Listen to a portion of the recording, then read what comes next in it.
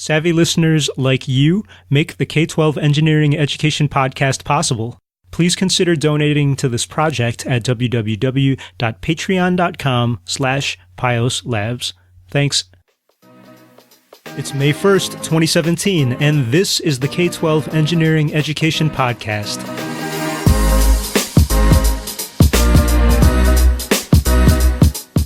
Dr. Cynthia Taylor has taught coding and computer science in small liberal arts college classrooms and in huge lecture halls filled with students. She also does research on pedagogy in CS at the University of Illinois at Chicago, or UIC. What has she learned about how best to teach CS? I'm your host, Pius Wong. Hear all this and more next. Can you briefly introduce yourself and what you do at UIC?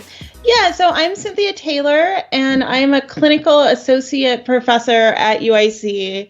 The clinical title is a little weird. It's something we kind of stole from the medical school, actually, but it just means that I'm in a teaching-focused position. So I teach 2 classes every semester, and then I also do research on pedagogy and computer science education and how people learn computer science. And so full disclosure for anyone listening, and Dr. Taylor, you know this, I went to UIC. I graduated with an undergraduate degree in bioengineering. And so my impression of UIC is it's a big state school and like huge classes, especially at the lower levels for me. Could you describe what it's like teaching at UIC? Yeah, so I have kind of a different perspective on this because actually beforehand I was teaching at Oberlin College, which is a small liberal arts college. So I went from somewhere where I had classes of about 20 people to somewhere now where I have classes of, right now, one of my classes is 150 people and the other class is 100 people. Wow. So it was a big change for me. And, I was wondering, is teaching at Oberlin College, is that like teaching in high school? Because in my mind, I'm thinking that sounds so much like those smaller classes you might have. I think it was similar just in the terms of how much real hands-on engagement I could have with each student. When you have a class of 20 people or 15 people, you can really make sure that everybody is doing what they're supposed to be doing. And you can check in personally with everyone who's not doing well, right? You have the ability to make sure that every student is really getting their needs met. In your other classes at UIC, is it a little bit harder? It's a lot harder just with the scale, right? I think it's really rewarding because you have the ability to touch so many more lives than you otherwise would. And I think as higher education grows and grows, this is sort of the only way we're able to actually meet the demand for it. Right. But it does require a little different approach to it. Like it becomes much more of a kind of management problem. And also thinking about, okay, if I have 100 students, how am I going to keep them engaged in the lecture, right? How do I keep it from just feeling like just me droning at them, which I think is where active learning really comes in for me. Yeah, so I wanted to bring that up. You're a big proponent and researcher of something called active learning, and you've got some articles about it that I was reading. For listeners who might not know what that is, how would you describe that? Yeah, so active learning is just this idea that your students are actually doing something in your classroom. So in a traditional college level university class, frequently is just the professor talking the whole 50 minutes or 75 minutes, right? And there's a lot of research that shows that that's actually a really bad way to teach, that actually students don't learn very well for it.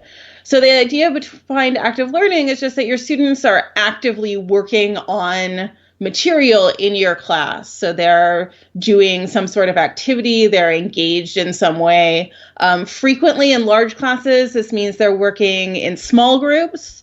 I use a very lightweight form of active learning called peer instruction, where they're using clickers, which I think a lot of your listeners may be already familiar with. But if they're not, a clicker is a device that lets them, it has like 5 buttons, and it just lets them vote on multiple choice answers in real time. So when I'm teaching a class, I'll do kind of a standard lecture for somewhere between 5 and 10 minutes, and then I'll put up a multiple choice question, and my students will first vote on it individually, and then they're in a discussion group and they'll discuss it in a group of about 3 people, and then they'll re-vote as a group, and then we'll discuss the question as a class. Does that peer instruction method change depending on if you're in a smaller class, like at Oberlin, versus a huge class? So I've used peer instruction in almost every class I've taught, from a class of 9 people to a class of 150 people. And I found it very successful in all of those environments. I actually have a paper that I wrote about using it specifically in small classes. For me, the main difference was that when I had a smaller class, I could really kind of walk around and listen in a lot more on what my groups were discussing and really give them more feedback. Whereas with a bigger class, I have to kind of schedule the feedback more as when the entire class talks together and has a chance to ask questions.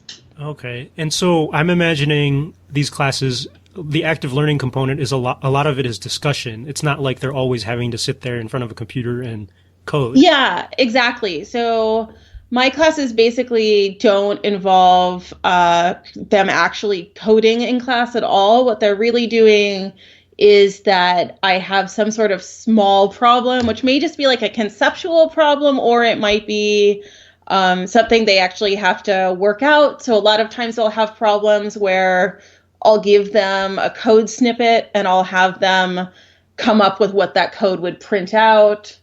Or, interesting. Yeah, something like that. Or I teach computer architecture a lot. So there's a lot of questions where you're translating things into binary, or picking at the assembly language instructions that would do something or something like that. So they're constantly thinking, basically, is what Exactly, it sounds like. Okay. Exactly. It's I like to think of it as they get to check to make sure that they know what I'm talking about, and I get in real time a histogram of how they voted. So I get to see, okay, all my students understand this, or okay, nobody has any idea what I'm talking about, and I better go back and discuss that some more.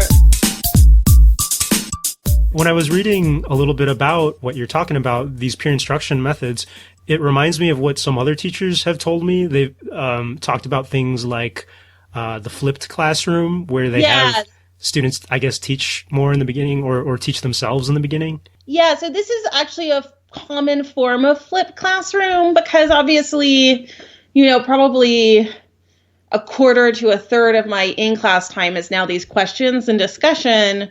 So to kind of make up for that lost time, I assign readings for every class that then my students have a daily reading quiz on. A lot of people also will do little videos and have students watch video lectures to make up for kind of the time you're spending instead on discussion.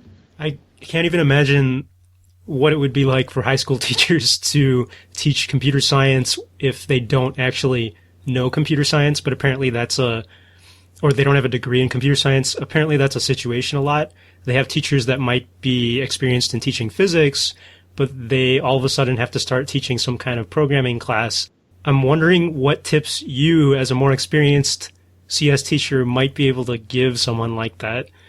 If there was one thing you could tell them, what's a tip so that is super common. And I have some sympathy for this, because I came from, as I mentioned, a very small school before this, where we only had 6 professors. So they would kind of be like, okay, Cynthia, you get to teach this, go, right? So I have a lot of sympathy for that situation. I would say my number one, the thing I tell myself all the time is, you don't have to know everything. You just have to know more than your students. I think it's totally okay to be like one step ahead of them. The other thing I love about computer science is, it's so rich, it's so complicated. There's no way you could possibly know everything, right? My students are constantly asking me questions, and I'm like, I don't know. But one thing that's great is you can say, let's find out. And you can open up your coding environment and write some code and see what it does, right? So that is a trick I use all of the time. Is like, let's see what happens. That's interesting. So you, as a CS teacher, you don't necessarily have to know every single function and command and concept. Like, oh, I mean, that would be impossible, right? There's so many different programming languages. There's so many, and this, even at the university level, I taught an intro class where we would change the intro level to Python, and I'd used Python, I don't know, a couple of times before, but I was basically learning it along with my students. And so there was a lot of me opening the Python interpreter and being like, oh yeah, let's see what happens when we do this. That's funny because I actually know a whole bunch of teachers right now who are going through that. They're learning Python as their students are learning it. Yeah, and it's tricky.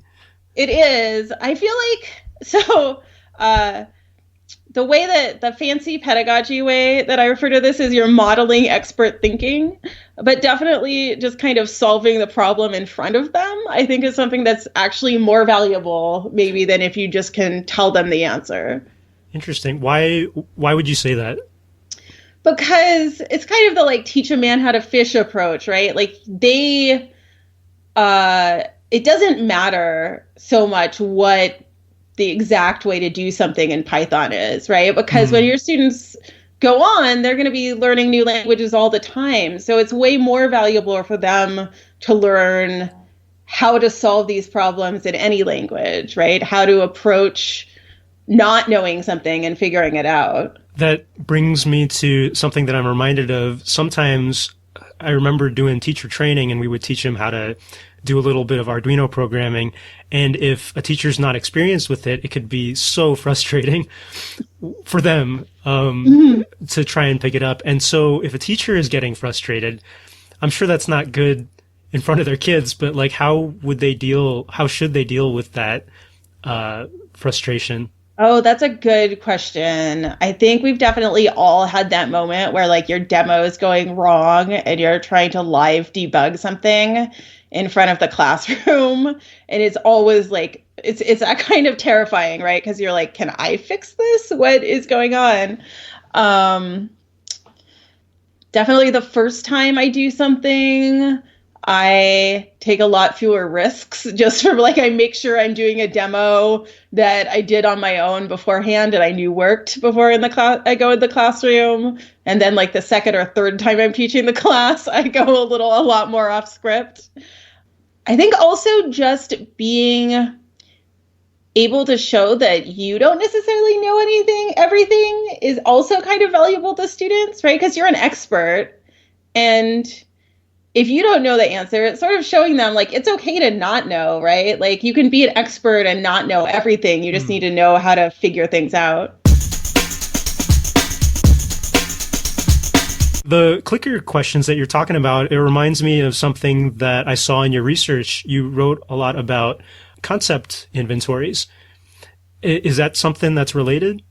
So concept inventories are something I came to partly just in an effort to assess my own research, because when you're looking at assessing an experiment you do in your teaching, it's actually really hard to tell if you're successful or not, right? If I make a change in my classroom, I can measure, did my students like it pretty easily, right? I can give them a survey and I can see whether or not they liked it or whether they think that it helped them learn. But it's actually pretty tricky to see, did my students actually learn more with me doing this thing than they would have without doing this thing, right? Right. And so the idea of concept inventories is just that it should be a high-level test that tests just the core concepts of a class. It has to be something that's easy to give to a class, because you want to be able to have any teacher give it to any operating systems class or any data structures class or any whatever class. So usually they're multiple choice.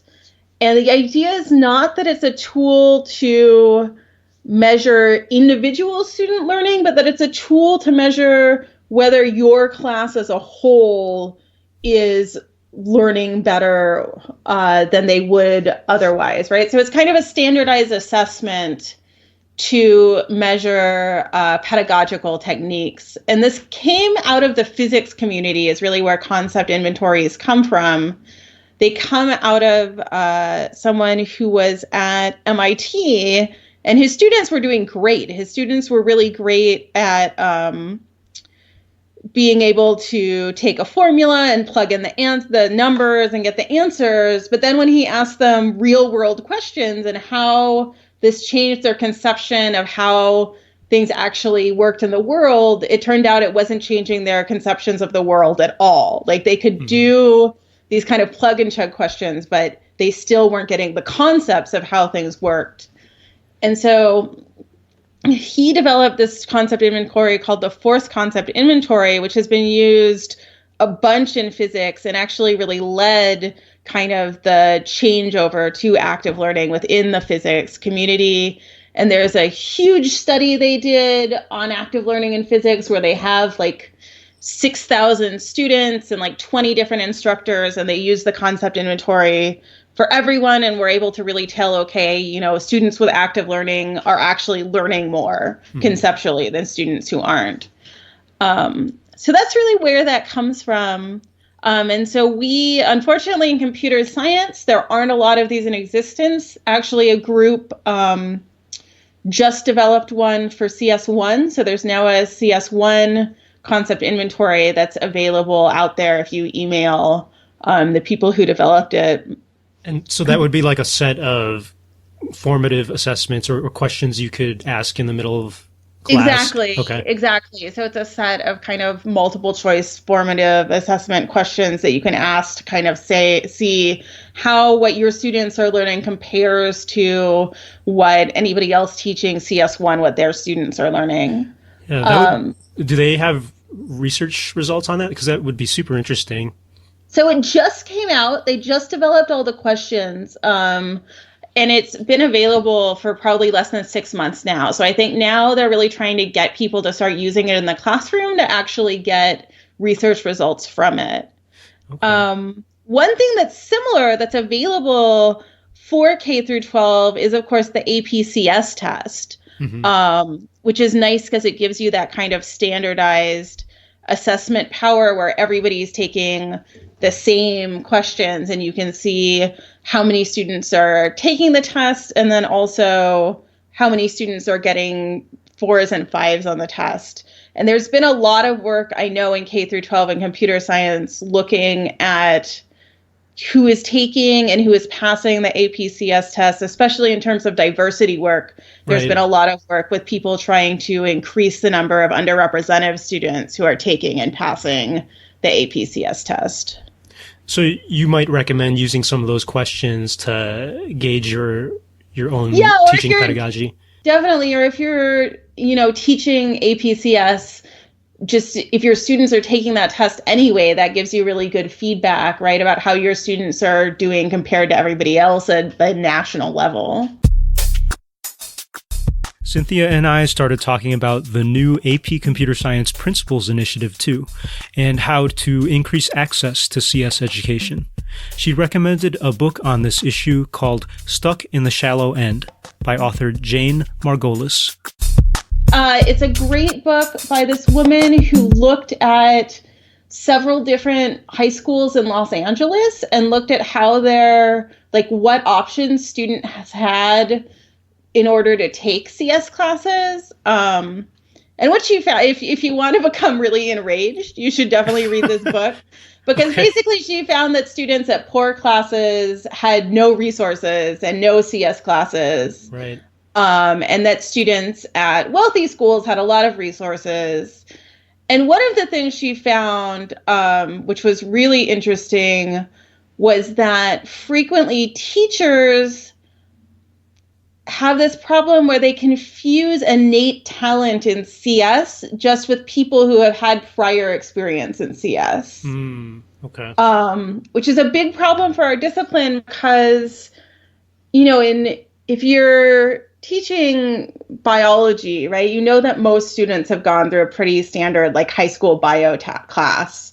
And obviously some people have had more rigorous experiences than others, but they've learned probably close to the same things. Whereas in computer science, when we teach CS1 at the college level, we have students coming in who have taken classes where, they basically know all the material we're teaching them. And our goal is to kind of get them to test out of CS1. And we have students who have never really even used a computer that much before. And teaching to that broad spectrum is really hard. And I think it's especially dangerous when you combine it. In CS, we frequently have this myth of this kind of like innate CS skill, or like this kind of genius hacker mythos. And I think frequently people see like, oh, these people in my class are doing so well and these people are doing so poorly. Like clearly just these people are really good and these people aren't. When in fact, like maybe the people who are really good are the people who had access to computers and computer programming before they came into your class. Yeah, that's super relevant. A lot of teachers have told me that that's what they see in their own classes. Some teachers who do teach computer science, they frequently say it's easily split up into two groups. The people who are super good, I guess, just right off the bat because they've already done it and everything is just too easy. And then the other people who are just doing these things for the first time. And that's like the number one question that we used to get as curriculum developers. How do you teach to one class that has basically two levels of experience?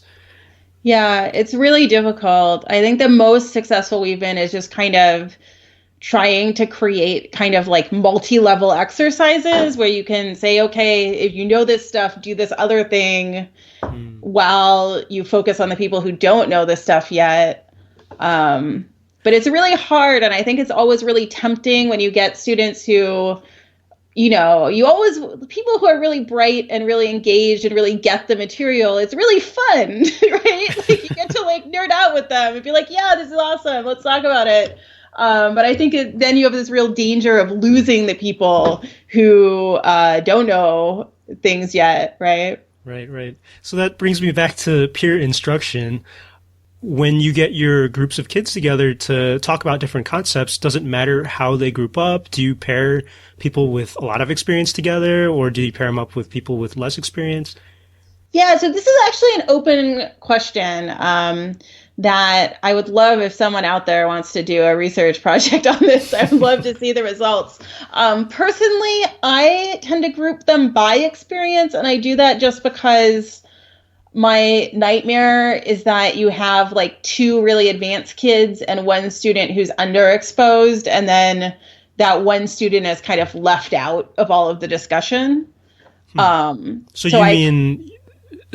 group similar levels of experience together? Yeah, okay. I group similar levels of experience together because that way I feel like you have more students working together on a level playing field and less like one person being the expert or two people being the expert and one person being left out. I see. And do you change up groups, or are they pretty much So I together? change up groups, usually like midway through the semester. I give them an option where I say, okay, you can decide if you want to stay with your group or change your group. Okay. And usually about a quarter of people maybe want a different group. And some of them are like, no, I love my group. Don't make me change it. So it's very interesting. And are there any other tips you can give about good or bad peer instruction? Yeah, so I think developing the questions is something that is definitely really hard. I would say in general, like I try to have a question every like 5 to 10 slides. I think having any question is better than having no questions, because at the very least, you're having your students like briefly think about something.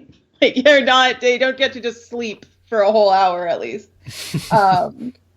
But also, like developing, you want your questions to be kind of conceptual. You want them to be less plug and chug. I think a problem that I had frequently early on when I was developing questions is I had a lot of questions that were kind of like, just, do you remember what I had on the last slide? And And so I've been kind of trying to move to, if they need any information, making sure that information is on the slide with the question. So it's less of just a memory question and more of a, can you actually apply these concepts kind of question. When you start talking about that, it makes me think that having a concept inventory or some database of questions would be a huge time saver for teachers.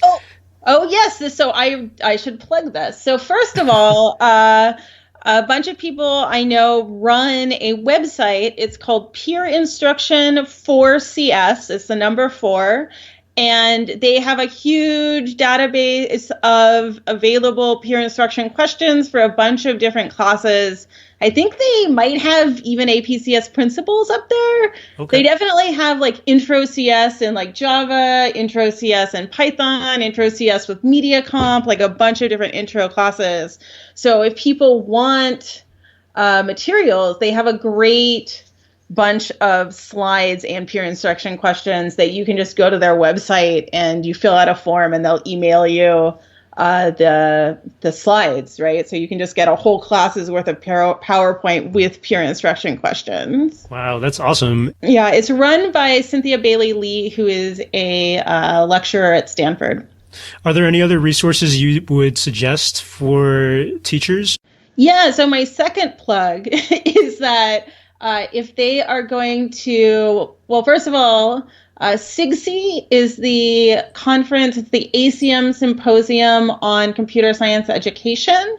It's a conference that happens in March every year. And it's all kinds of computer science education, but they do have, I think, one day that focuses on K through 12. And there's definitely a bunch of K through 12 people there. There's a bunch of talks about people who are doing K through 12 work. So that's a great conference to go to. They definitely have a proceedings with all of the papers. So you need access to like the ACM library to read the papers. But I think I'm not sure how it works if you're at an elementary school. There might be like science coordinators or district coordinators who do have access to that, and they could probably help out definitely. Local schools. Or anyone at a university should have access to it. Yeah. Okay. No, that's really neat. And so all of these ideas are awesome, and it just reminds me of my own education. And like I said, I didn't get a CS degree, but I had to try to learn a lot of programming in various classes.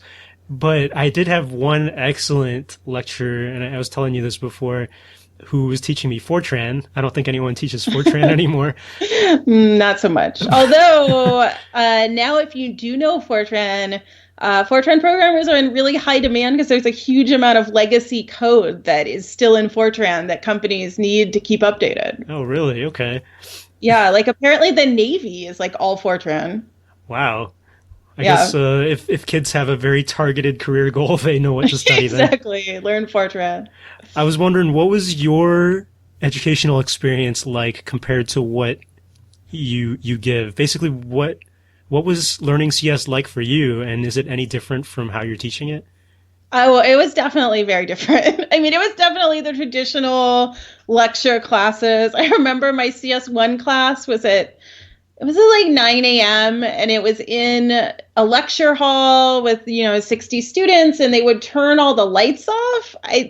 I feel like they used to turn like maybe projectors were worse when we were in college, because you used to just have this totally dark classroom, which thank goodness you don't need anymore.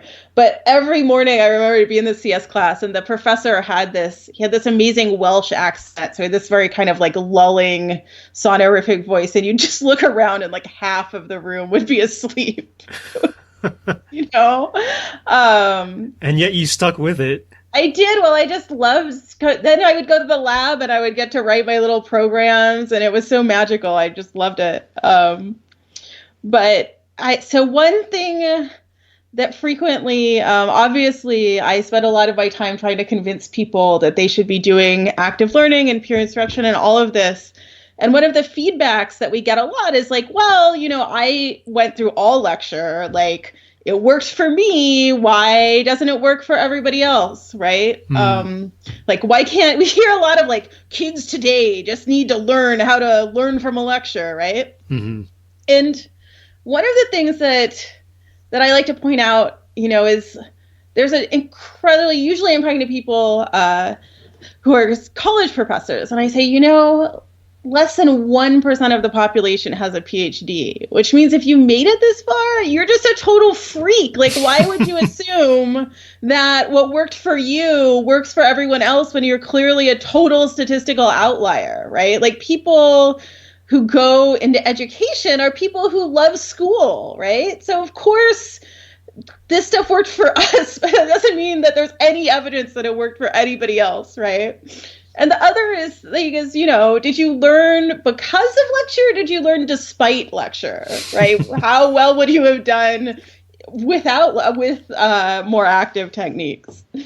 So you're also making the argument here then that CS and education should be accessible to more than that 1%, that we should have this broader access to computer science. Oh, yeah, totally. I mean, I love computer science and I want everybody to love it. And I think it's going to be necessary, right? Because now everybody uses a computer. Like, no matter what you do, you're more and more likely to use computer programming in any science or any job, right? Like, now, if you're in biology, you have to be able to write scripts to process your data. Yeah. Or any of these sciences. Oh, totally. And particularly engineering. People keep on emphasizing that it's in every single discipline. Yeah, we definitely, all of our engineers take a CS class at UIC now. Oh, really? And they aren't teaching Fortran anymore? Because I think that was the one that... No, we have them teach this. They take this class that's half,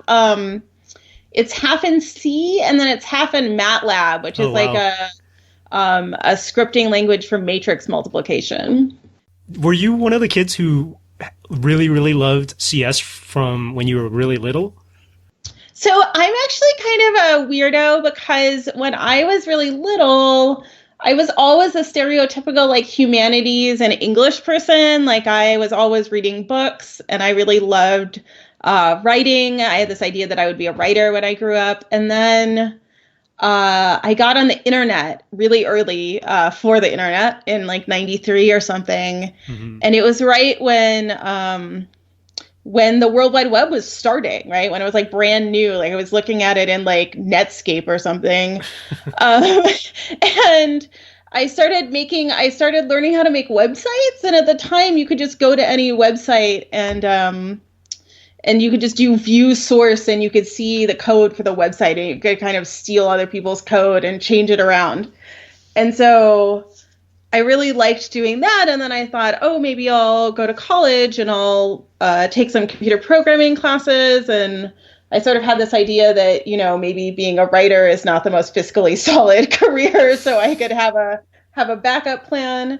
So then I went to college and I took computer science and I just fell in love with it. So I feel like I'm kind of the opposite of every kid who went to college to become a doctor and becomes like a dancer. Like, I have the opposite story. Oh, wow. But to me, it sounds like there's a lot of parallels between good writing and good coding or programming. Yeah, what I've always loved about computer science is that you're building something. So even though you're not building a physical thing, like you just type and then you're making a thing that kind of lives on your computer and does stuff. And that was always so magical to me. One of sort of the pitfalls we kind of fall into in STEM is kind of just staying in STEM world and not thinking this is kind of the most important thing. And I think it's so powerful to kind of reach out to art and the humanities, and we have so much to learn from them. And you can create just amazing things when you collaborate together. I have had the opportunity to do some collaborations with artists, and it's been really amazing to get to work together and, do Arduino projects and things like that. All right. Well, I think that is the last question that I was going to ask.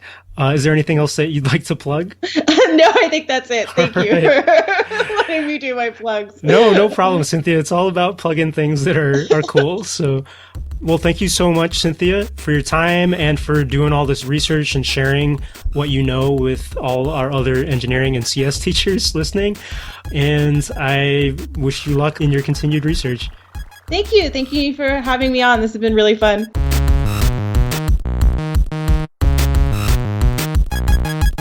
For links to the resources that Dr. Cynthia Taylor mentioned here, check out the show notes.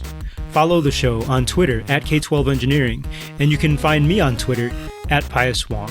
Subscribe to and share the show however you get and share your podcasts, and please write a review. That'll help others find the show. All the details are at www.k12engineering.net.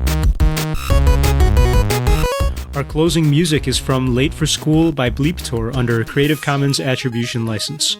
The K12 Engineering Education Podcast is a production of my independent studio, Pios Labs, and you can support Pios Labs at www.patreon.com/Pios Labs.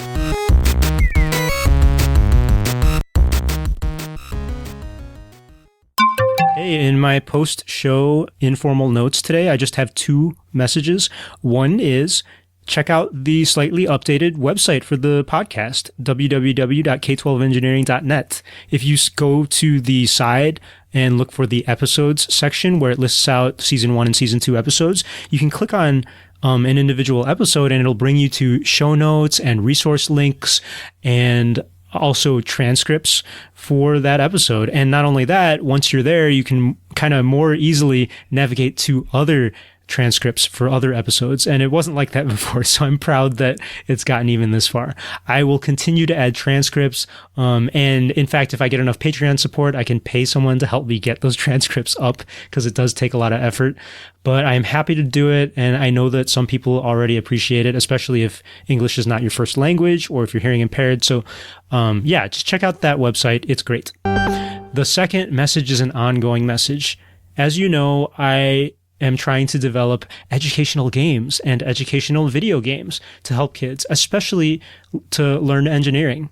What I want to do is do some market research. And if you tell me what you think the most important or most challenging or most difficult concepts to learn in engineering are, if you email me that or tweet me that, that will go into my tally for my market research. And that'll guide what kind of games I create. So yeah, I'm just trying to figure out what things I should make, and you can help me do that. You can help guide what games I make. That's all. Send me an email about your thoughts. Yeah, until next time, take care.